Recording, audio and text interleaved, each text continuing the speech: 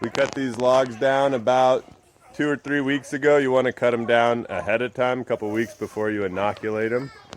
These are willow logs. It's a willow tree, and we're going to inoculate it with some oyster mushrooms. What are we doing? We are inoculating logs. Drilling about an inch thick holes where Inch they deep. are We got it marked there as like a stopper. Go down, drill a bunch of holes. be sealed with wax and that's it. Part in the process is you get some of that sawdust spawn in there, in the tool, and then hit the back of it hard. And you shove it into those holes. You can see it packs that full. And then finally we'll rub wax on it and bam.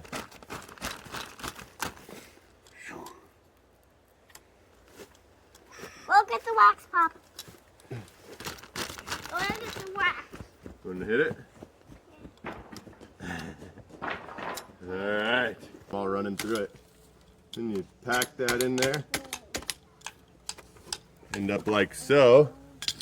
And then you get some wax.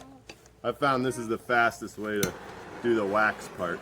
I have a bunch of old candles, so that kind of helps. Just melt it and fill that hole.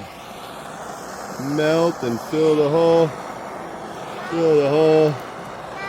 And you can make pretty short work of sealing all those holes to keep the log from drying out. Alright, and so another technique other than the sawdust spawn plugs, which I've done here, stacked these here, is to do a totem. So I have just a little bit left of this oyster mushroom spawn, and chopped up this log into 3 pieces, and I'm gonna sprinkle some sawdust spawn on the ground here. I'm hoping I have enough. I might be a little short.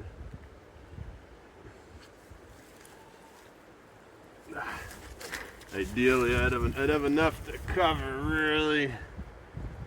We can get it all. Let's see.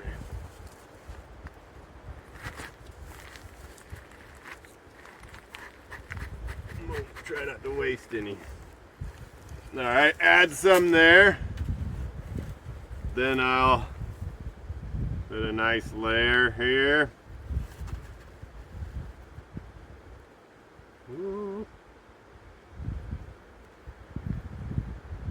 Then gonna match up the log here. Let's see.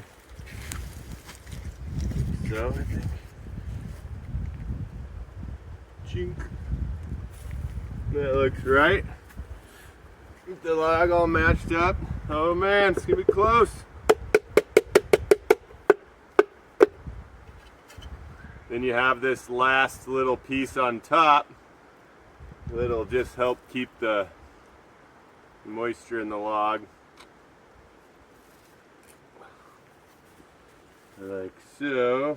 Again, try to find how it went on there initially. Not sure that it was actually like this, wasn't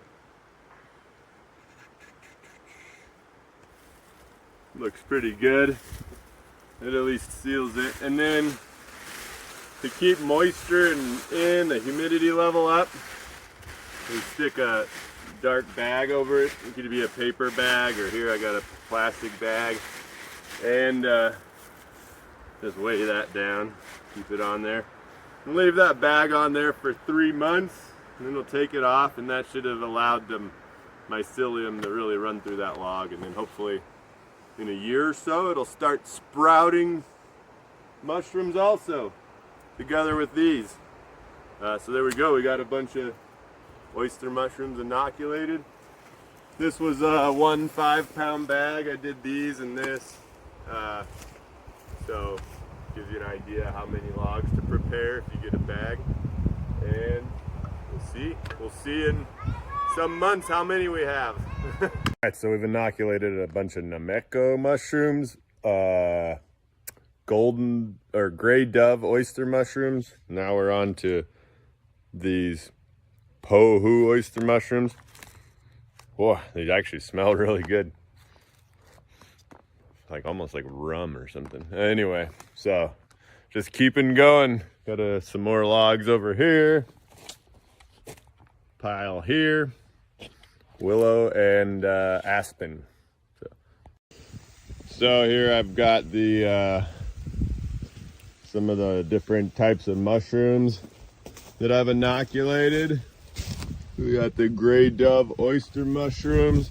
They're mostly all sawdust spawn, and most of them I've drilled and inoculated that way. Although, as you can see, some of them I've also done totems with, and so we'll see how they vary in their production.